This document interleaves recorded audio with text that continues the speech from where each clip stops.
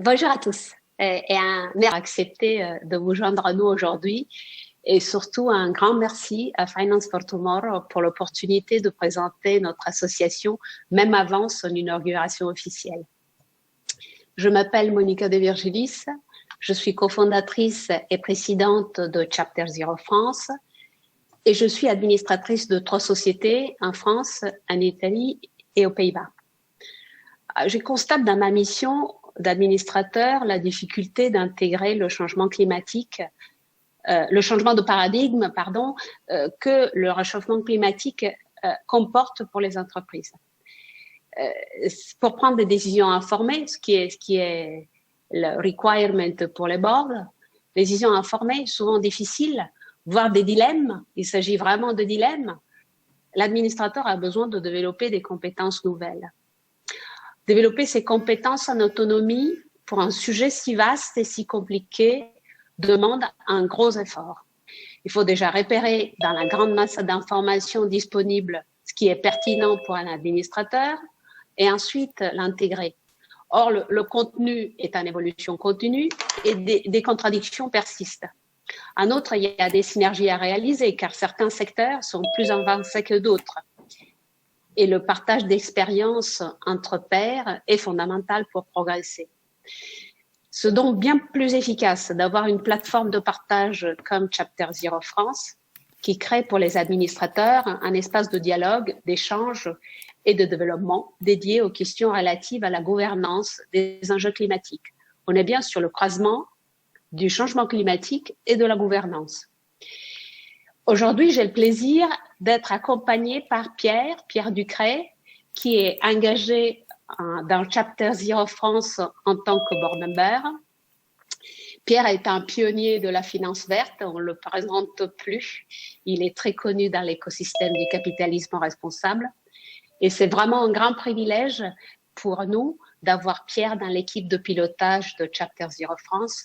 Son expérience, sa vision, son énergie ont été des facteurs déterminants pour la réussite de cette première phase d'incubation de Chapter Zero France. L'agenda s'articule autour de 3 points. 1, la Burning Platform pour les conseils d'administration. 2, la Climate Governance Initiative fondée par le Forum économique mondial. Et 3, Chapter Zero France.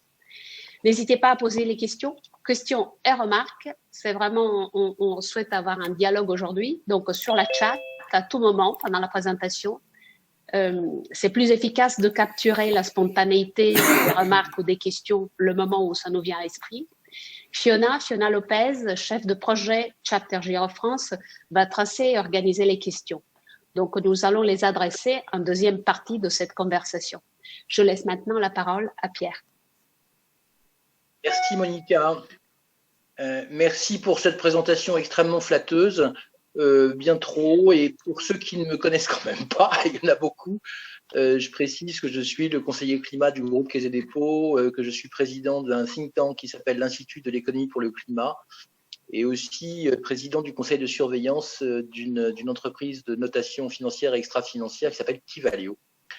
J'ai rejoint Monica dans l'aventure de Chapter Zero, dans le lancement de cette initiative, parce que je trouve qu'elle est particulièrement pertinente dans le moment où nous sommes, où effectivement la mobilisation des conseils d'administration, du niveau des conseils d'administration, de ce niveau de gouvernance est absolument essentiel. On peut passer la première slide. Bon, je serai très bref, je vais me contenter de faire avant de repasser la parole à Monica, une présentation contextuelle très très synthétique pour dire que, comme vous le savez certainement tous, l'atteinte de l'objectif de neutralité carbone à l'échéance de 2050 suppose une transformation complète de l'économie mondiale dans des délais très courts et que ça suppose la transformation des entreprises existantes aujourd'hui, de l'économie réelle d'aujourd'hui.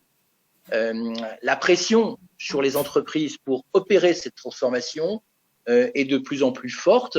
Elle provient de l'agenda de la négociation internationale. On sait d'ailleurs, comme vous le voyez sur cette planche, que la COP26 va mettre la question du secteur privé au cœur de son propre agenda.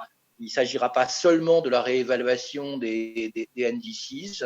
Vous voyez la référence à la déclaration de Mark Carney, le envoyé spécial des Nations Unies maintenant, et très fameux, l'ancien gouverneur de la Banque d'Angleterre, qui est président du FSB, qui a été un peu à l'origine de tout le processus de la finance verte, et qui appelle au fait de rendre obligatoire les obligations de rendre obligatoire le reporting climat des entreprises. On peut passer au secteur suivant, à la planche suivante, pour dire que le secteur financier, comme vous le savez aussi, est devenu un véritable moteur de cette transformation désormais. D'abord parce que lui-même y est poussé dans beaucoup de régions du monde désormais, beaucoup de pays, à commencer par l'Europe, à le faire par ses régulateurs. Donc les régulateurs et les superviseurs engagent l'industrie financière à analyser, comprendre, mesurer son risque climat et donc à s'engager dans la réorientation des flux. Et ça se traduit par des engagements qui deviennent assez massifs, à commencer par celui qui est assez emblématique parmi d'autres coalitions, de la coalition Net Zero Asset Owner Alliance, qui s'engage, qui réunit 5 000 milliards d'actifs sous gestion, d'investisseurs, compagnies d'assurance, grands fonds de pension, etc., dont d'ailleurs au passage ma maison, la Caisse des dépôts, qui s'engage à agir en tant qu'actionnaire des entreprises pour leur demander de présenter des stratégies d'alignement sur l'objectif net zéro. Je précise d'ailleurs que cette pression du secteur financier sur les entreprises on commence à en voir les effets. Et typiquement, on peut observer dès maintenant que les compagnies d'oil and gas commencent à tenir compte, parce qu'elles sentent bien que c'est leur accès au marché de capitaux qui est en jeu, commencent à tenir compte de ces messages qui leur sont envoyés par ces investisseurs engagés. Planche suivante. Ce qu'on voit ici, c'est le résultat de tout ça, qui est déjà important. Là, ce sont des chiffres qui viennent de l'initiative que là aussi la plupart d'entre vous connaissent, qui est l'initiative Science Based Target, qui réunit les entreprises engagées sur l'objectif net zéro 2050. Vous voyez une croissance extrêmement rapide du nombre de ces entreprises. Donc le mouvement, la mayonnaise, si je puis dire en français familier, la mayonnaise est en train de prendre. Le problème, c'est que pour le moment, il s'agit d'engagement. C'est déjà très bien, mais ce n'est pas suffisant. Il faut aller au-delà des engagements. Il faut que de véritables stratégies permettant de jalonner en quelque sorte cette période à la fois courte et longue, tout dépend comment on la regarde, qui nous sépare de 2050 et qui vont permettre la transformation des entreprises. Et ça suppose évidemment que cette question soit traitée, et c'est la planche suivante, au niveau des conseils d'administration eux-mêmes. C'est cet échelon de gouvernance qui va être décisif. Dans le capitalisme mondial, les conseils d'administration ont au cours disons, de la décennie, pris une importance cruciale dès qu'il s'agit de déterminer des stratégies. Par désormais, notamment, entre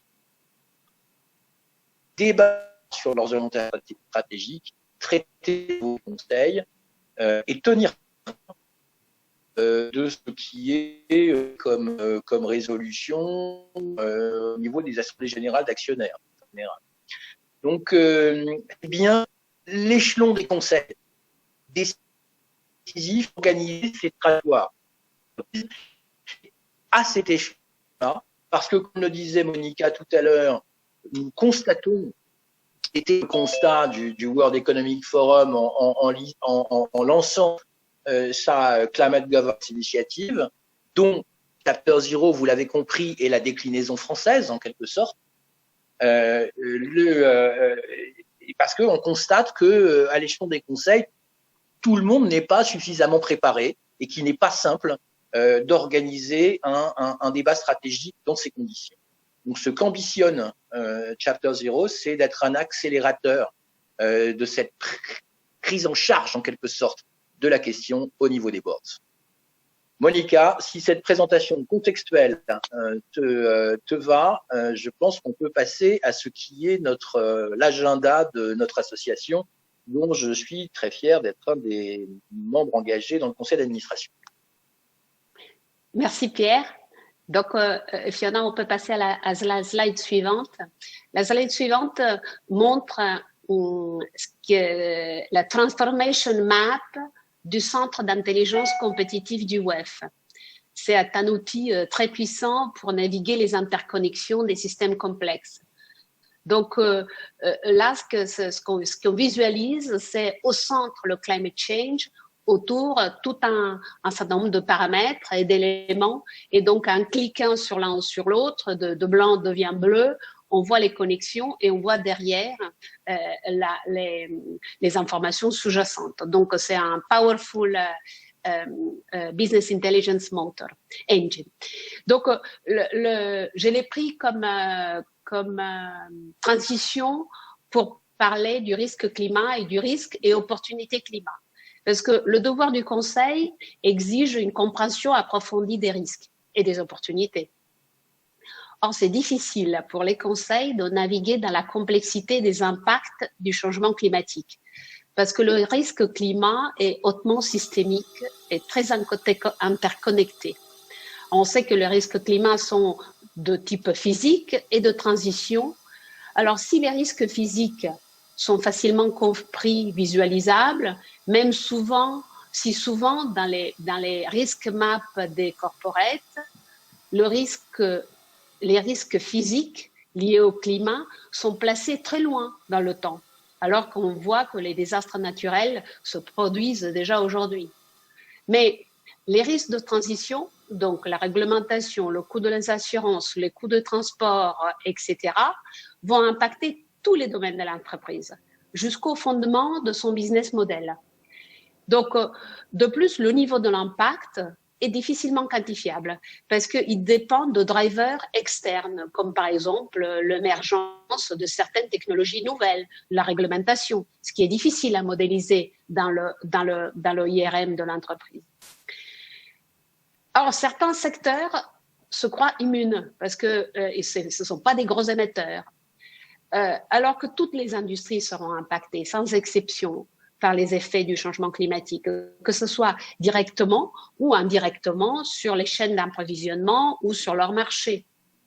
Et au niveau impact économique, je fais le parallèle avec la crise actuelle du Covid-19. C'est une crise sanitaire. Même les entreprises les mieux préparées à une pandémie, c'est le cas des oil and gas qui sont très exposés sur l'Afrique, par exemple, qui avaient bien le risque pandémie dans leur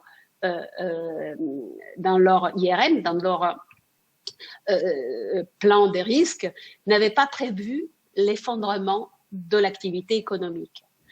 Donc, sans vouloir tenir des propos trop alarmistes, il me semble évident que les dommages économiques induits par le changement climatique éclipseront les effets de la pandémie actuelle en termes d'échelle, de durée, d'effets et de rétroaction.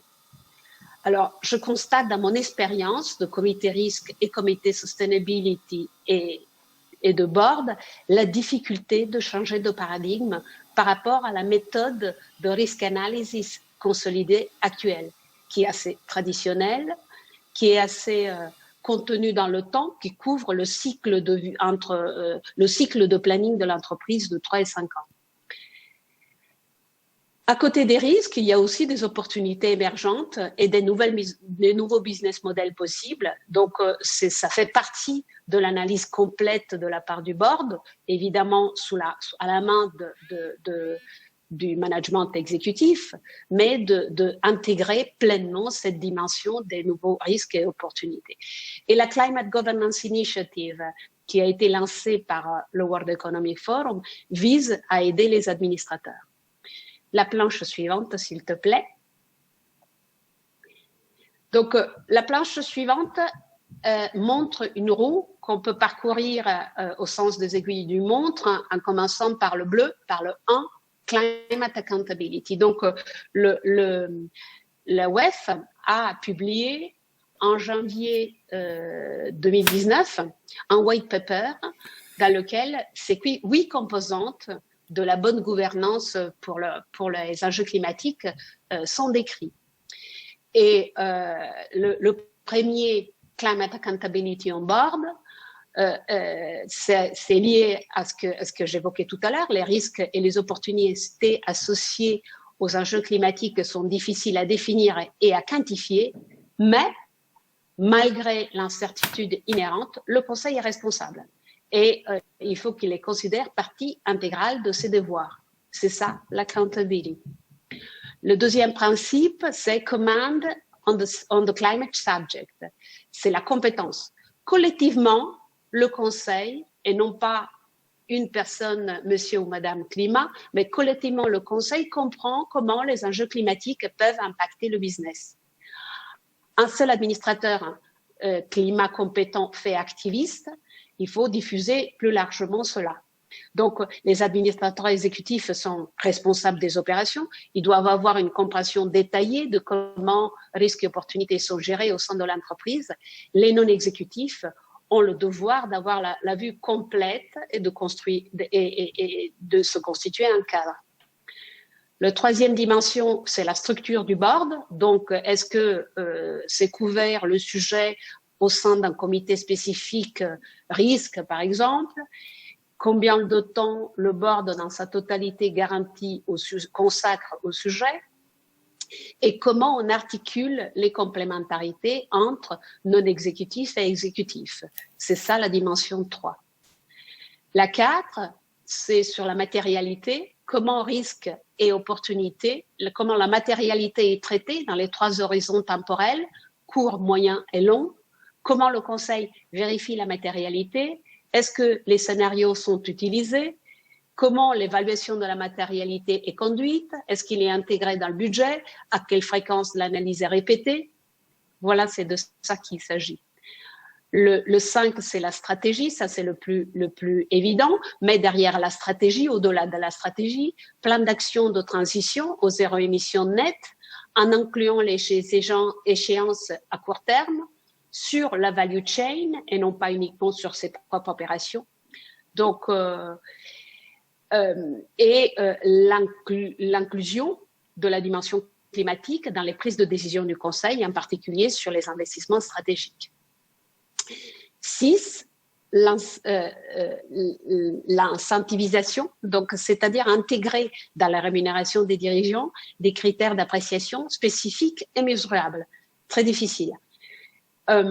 7, la reporting and disclosure, donc l'adoption et la mise en pratique des recommandations de la Task Force for Climate Related Financial Disclosure, la TCFD, et donc avec une vision que les mêmes pratiques la même gouvernance de disclosure pour les paramètres climat soit appliquée, la même gouvernance du financial reporting s'applique aussi au thème du climat, au risque climat.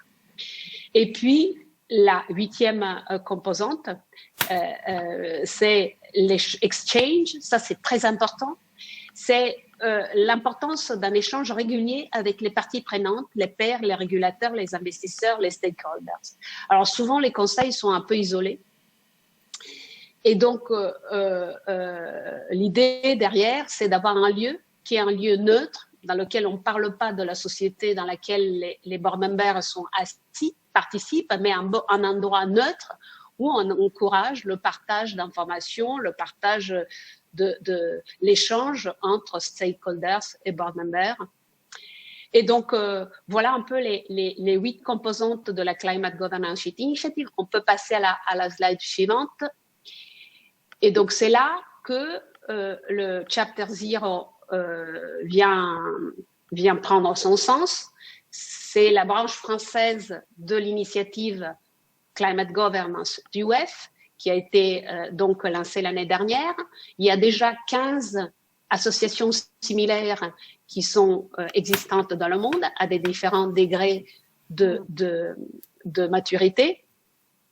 Donc, il y a très avancé la Grande-Bretagne, qui a déjà 1000 membres, l'Italie, la Malaisie, ensuite de lancement plus récent, la Russie, la Suisse, la France au mois de novembre, et puis l'Allemagne, le Brésil, le Canada, le Chili, l'Espagne, les États-Unis, Hong Kong, Mexique, Singapour et le Pays-Bas. Donc, ce sont des associations de directors et d'experts et de présidents qui ont donc l'objectif de créer un espace de dialogue et d'approfondissement des questions liées au changement climatique. Les membres, ce sont des personnes physiques, non pas des entreprises. Ce sont des administrateurs et des experts de gouvernance, des experts de rémunération, de risk assessment, etc. Donc, l'adhésion est gratuite, nécessite la signature d'un protocole de Behave Good. Et puis, l'approche de Chapter Zero, France comme les autres chapters, est une approche très toolkit.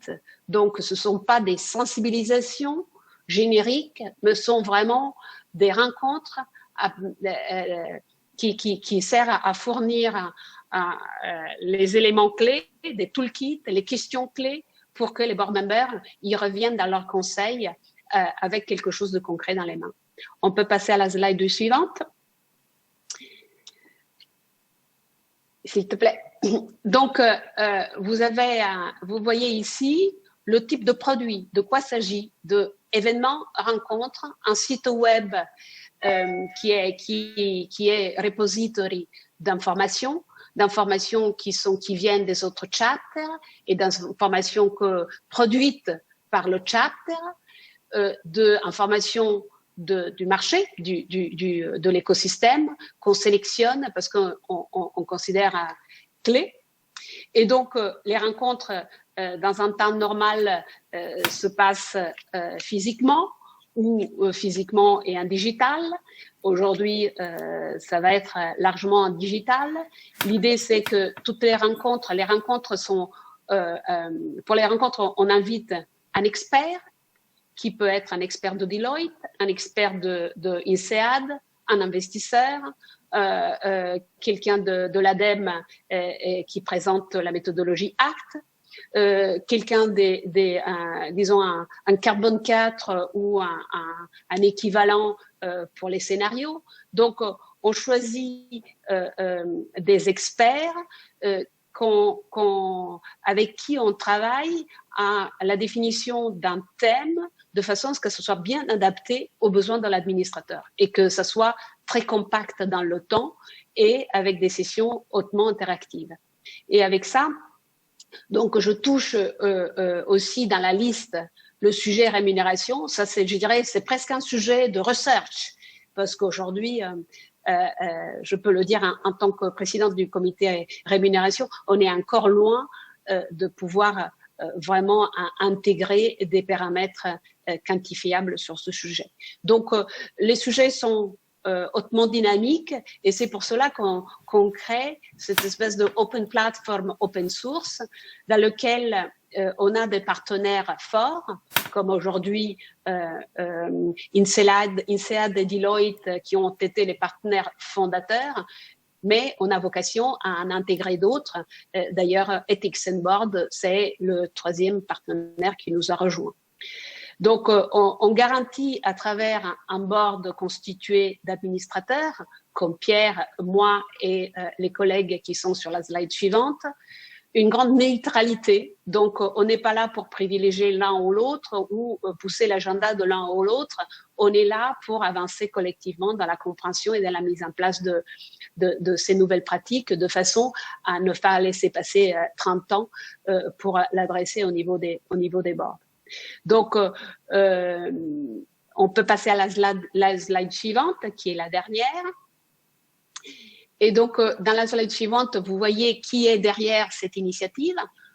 Donc, le World Economic Forum qui l'a inspiré, qui l'a lancé, mais qui a un rôle assez plutôt de support que de lead. On a la chance d'avoir le parrainage de 3 grands patrons de l'industrie française qu'on va annoncer bientôt, et peut-être il y en aura d'autres. Et grands patrons au sens de président. Donc on essaye vraiment de mettre l'accent sur la dimension non exécutive, parce que les exécutifs, ils sont déjà complètement dans le sujet. On essaye de faire en sorte que le board se remette à niveau. Donc, vous voyez, on est 7 personnes dans le conseil d'administration de Chapter Zero France, donc Agnès Lemarchand, Pierre Ducret, Sonia Tatar, Olivier Jean, Hélène Rolpiotier, moi-même et Robert Talbot. Et ensuite, on a l'équipe des founders, donc Robert, Vanessa, Jérôme, Fiona et Maria, qui travaillent en bureau et bureau extended pour faire fonctionner la machine. Les membres actifs, donc tout ça c'est pour les membres actifs, ce sont des personnes physiques qui signent dans leur nom et non pas au nom des sociétés dans lesquelles ils sont au board, des administrateurs et des experts à travers une convention très simple qu'on va mettre sur le site. Donc les membres qu'on a appelés bienfaiteurs, je les ai évoqués tous les 3.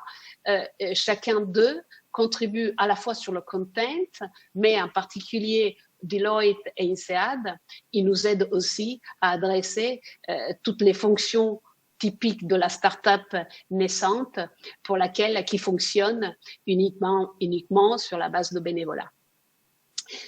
Donc, j'ai couvert un peu la présentation. C'est ce qu'on voulait faire, une demi-heure sur l'heure, en laissant la place aux questions. Sachez que vous êtes les premiers qui réagissent en dehors de notre cercle, qui réagissent à notre pitch. Donc, on est vraiment intéressé non seulement à vous avoir dans notre organisation, mais aussi avoir vos questions de clarification éventuelles, qu'on puisse fine-tuner notre discours et notre plan.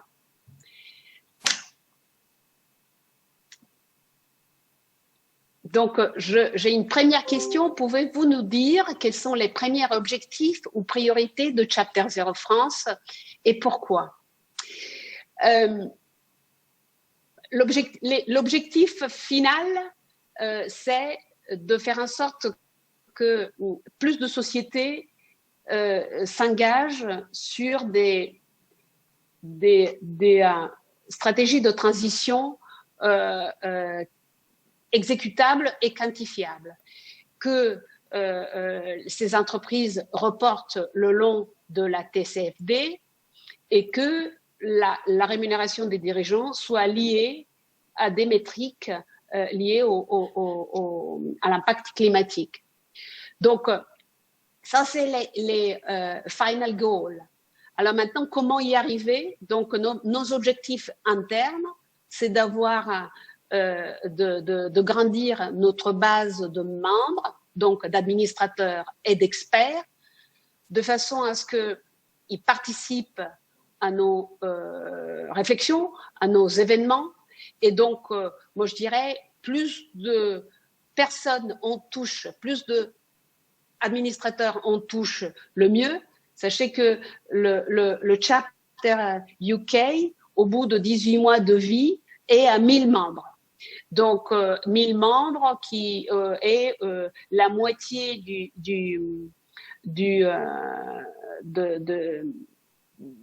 des top 100 compagnies sont couvertes et la moitié de top 150 sont couvertes au sens qu'il y a un board member, au moins un board member de ces sociétés. Alors, quand je cite ce paramètre-là, j'entends Pierre qui me dit « arrête de penser qu'aux grands groupes » parce qu'ils sont équipés. Alors, il est vrai et il n'est pas vrai parce qu'ils sont équipés, mais on sait qu'il y a un grand décalage entre le commitment et la réalité dans les conseils. Donc, l'objectif, c'est de intégrer le plus d'administrateurs possible et des experts relevant et de commencer à délivrer des produits de qualité, de même que d'autres chapters ont fait. Voilà, donc de façon à mettre ça en opération.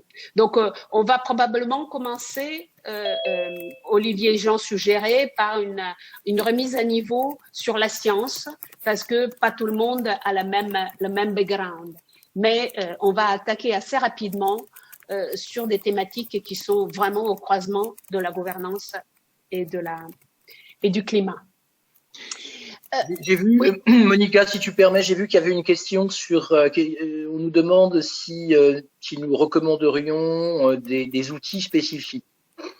On n'en est pas encore tout à fait là, mais je voudrais quand même mentionner le fait que nous sommes en relation avec l'ADEME qui accorde une très grande importance à cette initiative. Et vous savez, ou d'entre vous savent que l'ADEME, d'ailleurs, Monica l'a cité tout à l'heure, l'ADEME a développé une méthode en fait qui s'appelle ACT, qui consiste à élaborer qui est un outil d'évaluation des stratégies montées pour chaque secteur économique. Donc, tous les secteurs ne sont pas aujourd'hui couverts, mais il y en a un certain nombre qui sont. Et ce qui est très intéressant dans cet outil, cette méthode qui s'appelle ACT, c'est qu'elle est intégrée à l'intérieur de la démarche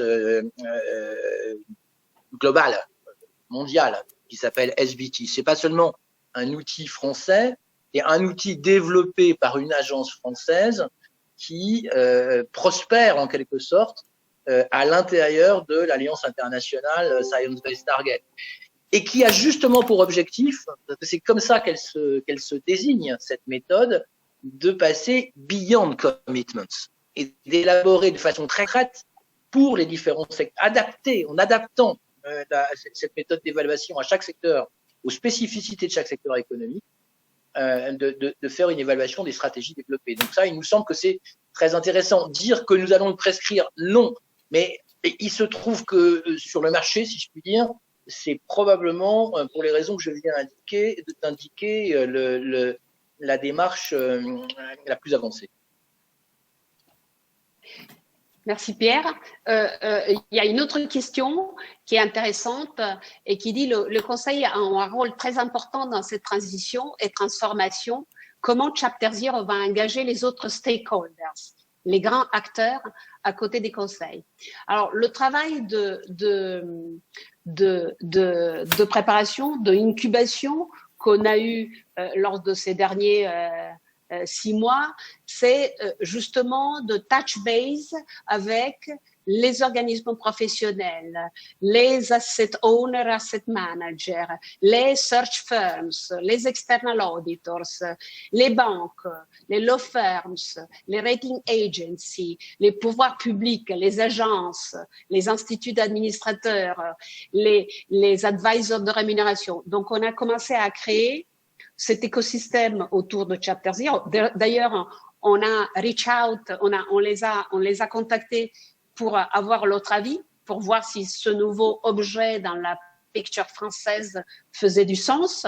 Et on n'a pas eu un seul, disons, retour négatif. Donc, il y a plein d'initiatives autour du climat, mais celle-là, elle est très dans la niche climat et gouvernance. Donc, c'est très spécifique et a la puissance d'être soutenu par un réseau mondial qui est aligné au même principe et à la même charte. Donc, tous ces stakeholders, et j'ai oublié les NGO, et les académiques et les reporting frameworks. Donc, tout ça, c'est un peu une couche de stakeholders et les individus qui travaillent dans ces organismes, certains ont déjà exprimé l'intérêt à rejoindre en tant qu'experts. Donc l'idée c'est, moi en tant que board member, je me suis fait reprendre à plusieurs reprises parce que ça m'est arrivé de exprimer l'intérêt de parler aux investisseurs. Alors, c'était pas où ça m'est même arrivé en tant que président du comité rémunération de présenter devant l'investisseur des changements de politique de rémunération. Mais la société est très frileuse. L'exécutif a un peu la crainte que les administrateurs ils fassent un peu désordre.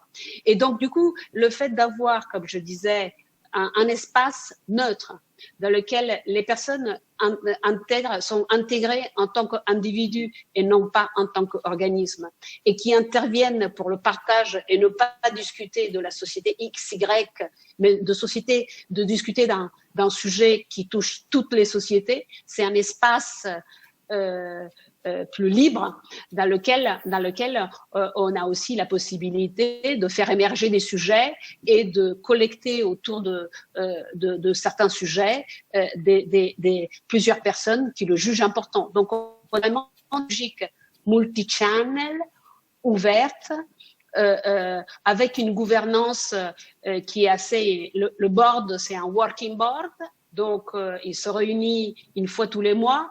Et le rôle fondamental du board, c'est garantir que le service aux administrateurs soit de bonne qualité et soit pas bias. Donc, voilà, j'ai un peu adressé la question. Monica, il faudrait peut-être que j'y pense en t'écoutant, que tu précises la nature de notre relation avec l'IFA. Oui, donc moi je suis active à l'IFA, je suis coprésidente du club rémunération et l'IFA supporte complètement cette initiative. D'ailleurs, l'IFA a été à l'origine de la première enquête qui a été publiée il y a un an sur la readiness des boards sur les enjeux climatiques.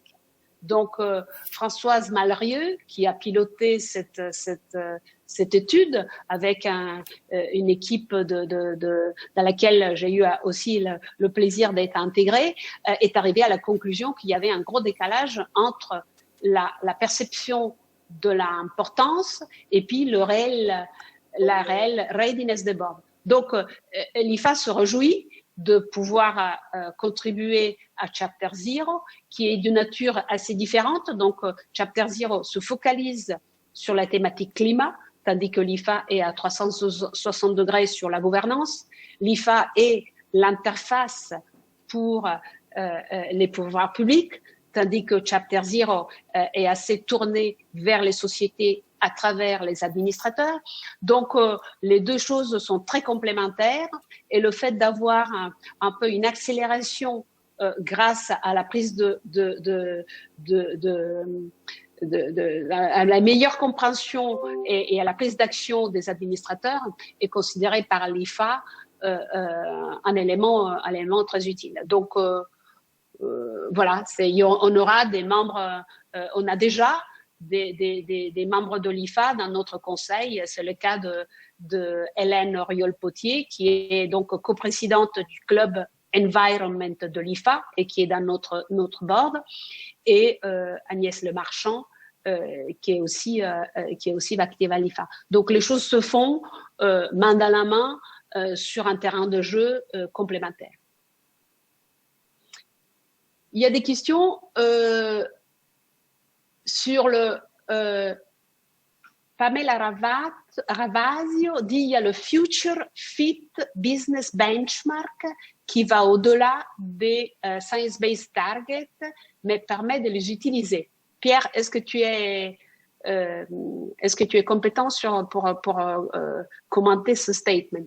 Eh bien non, merci de l'information. On va se précipiter dès la fin de cette réunion pour voir de quoi il s'agit. Mais honnêtement, je ne connaissais pas, mais c'est pardon de mon ignorance. Merci Pamela, je vais regarder ça aussi et n'hésitez pas à nous envoyer des informations. Et puis Edoardo Di Virgilio, il dit il serait intéressant pour vous d'avoir un outil qui prenne en compte les coûts associés à la CO2. Envisagez-vous de faire du lobbying? Alors on n'est pas dans une logique de lobbying, on est dans une logique de raise awareness pour prendre action. Donc, c'est important de préciser. Mais de là où est-ce que ça va nous amener, on peut pas le prévoir. Pour l'instant, on est dans une logique plutôt de rendre les compétences un peu plus homogènes. Est-ce qu'il y a d'autres questions, de remarques? On a aussi, disons, moi, je crois que j'ai vu parmi les noms de personnes qui nous ont conseillés dans le parcours et qui nous ont aidés à en prendre en compte, qui nous ont donné des conseils. Donc, qui n'hésitent pas à se manifester pour nous donner un feedback sur le walk the talk, s'ils ont l'impression qu'on est en ligne avec ce qu'ils avaient compris dans les premiers dialogues d'il y a quelques mois. Ce qu'on peut peut-être à nouveau préciser, c'est que ce que nous faisons aujourd'hui, c'est une sorte c'est un premier coming out en quelque sorte de Chapter Zero France, mais que l'événement, la rencontre de lancement aura lieu à la mi-novembre, le 17 novembre, dans un format un petit peu moins ouvert, n'est-ce pas, Monica? C'est-à-dire qu'on sera en cercle un peu plus restreint, mais c'est à ce moment-là, en tout cas, que nous ferons connaître l'identité de nos parrains et marraines. Qui, je pense, c'est ça. Bon, il y aura une press release. Le choix par rapport à l'événement d'ouverture, que ce soit sur invitation, c'est qu'on a vraiment voulu privilégier les administrateurs pour faire en sorte de créer un premier cercle d'administrateurs vraiment forts et convaincus sur le sujet. Mais l'idée pour tous nos événements, c'est qu'ils soient ouverts aux membres. Au début, on fera de l'hybride, mais l'idée, c'est vraiment, comme on essaye d'avoir des dialogues de qualité, on essaie de cibler aussi le profil des membres, de garder un profil des membres, des administrateurs exécutifs ou non exécutifs, des exécutifs et des experts. Je vois qu'il y a une question sur le private equity qui est tout à fait pertinente. Monica y a fait allusion tout à l'heure. On est tous très attachés au fait de dépasser le seul cercle des grandes entreprises cotées. D'abord des très grandes entreprises. Il n'y a pas que des très grandes entreprises dans les entreprises cotées, mais même le cercle des entreprises, mais même pour adresser les boards des entreprises non cotées. Bien sûr, c'est très important. Et de ce point de vue-là, comme c'est mentionné dans la question, évidemment, le partenariat avec France Invest, avec BPI France, bien sûr, sera absolument essentiel. D'ailleurs, je crois qu'on a invité France Invest. Je ne sais pas s'il y a un représentant de ou une représentante de France Invest ici. Mais j'ai invité Nicolas Dufourc à notre événement. Ça, c'est pour BPI France. Oui, et par rapport à la question, absolument.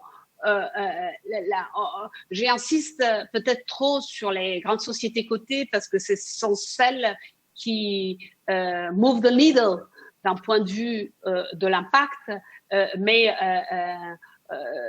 comme j'ai évoqué tout à l'heure, on a eu donc l'idée c'est de vraiment de couvrir les conseils des sociétés cotées, non cotées, familiales, petites, moyennes. C'est vraiment ça va être un changement de paradigme qui va toucher tout le monde. Donc l'idée est couvrir assez large. Et je pense que d'autant plus pour des administrateurs de sociétés qui n'ont pas la bande passante de former ces administrateurs à ce nouveau sujet, ça sera une ressource très utile. Vous faites référence à une question, vous faites référence à 15 chapters dans le monde. Et plus, quelle synergie à l'échelle globale y aura-t-il des rapports sur l'impact au résultat, best practice sharing?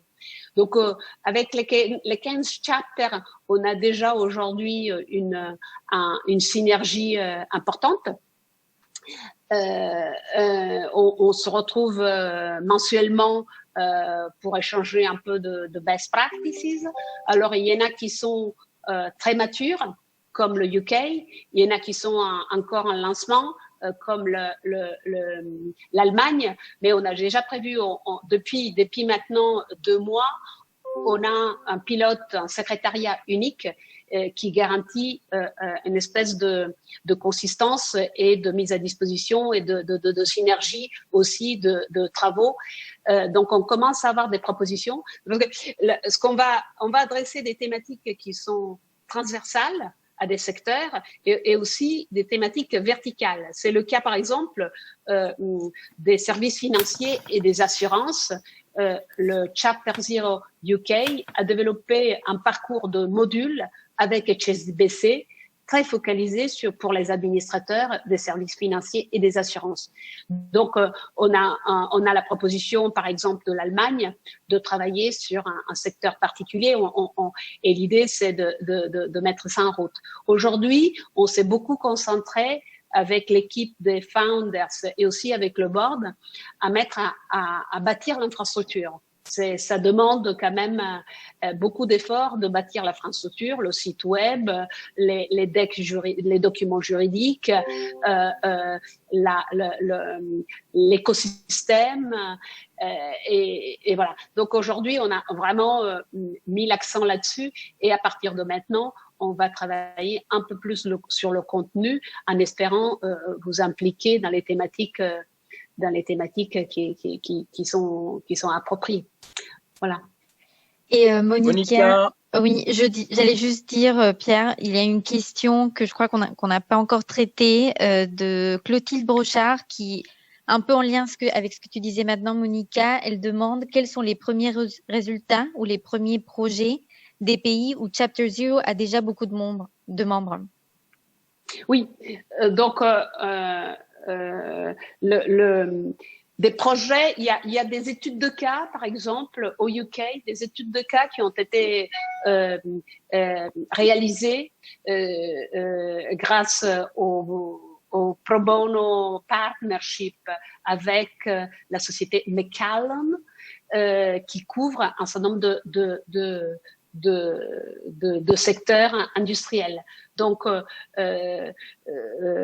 au-delà de beaucoup de rencontres et de matériel très intéressant qui a été développé. Donc, en plus du fait d'avoir beaucoup de membres et d'avoir beaucoup de rencontres qui se sont faites sur les thématiques urgent, donc beaucoup de risques, beaucoup de scénarios, beaucoup de responsabilités accrues de l'administrateur. Donc, il y a que à regarder sur le site Chapter Zero UK la richesse du matériel qui a été développé en partenariat avec les partenaires. Donc, je dirais beaucoup de progrès, surtout au UK, et on espère que la France suive. Moi, pour Monica, je suis désolé, mais il va falloir que je passe à la réunion suivante.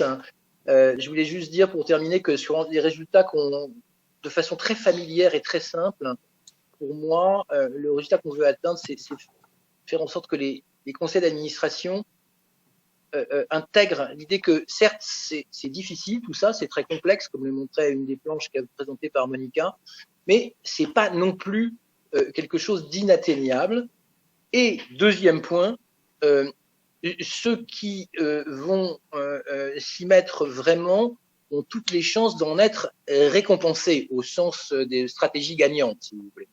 Donc, y compris d'ailleurs en allant jusqu'aux récompenses individuelles si on intègre ça dans les systèmes de rémunération, comme l'a souligné Monica. Donc, ces deux idées simples, je pense qu'on peut les faire poser, et effectivement, le partage permettra d'échanger sur les outils qui sont mis en place. J'en ai cité un qui me semble particulièrement pertinent. Il y en a bien sûr d'autres. Je suis obligé de vous laisser. Madame la Présidente, merci de m'y autoriser. Merci Pierre et merci à tout le monde. Donc, on reste en contact à travers l'adresse email contact. Le site web, c'est Chapter Zero france.com. Vous retrouvez des informations sur nous et n'hésitez pas à faire des propositions si vous voyez que c'est d'intérêt pour vous et pour nous. Merci à tout le monde. Au revoir.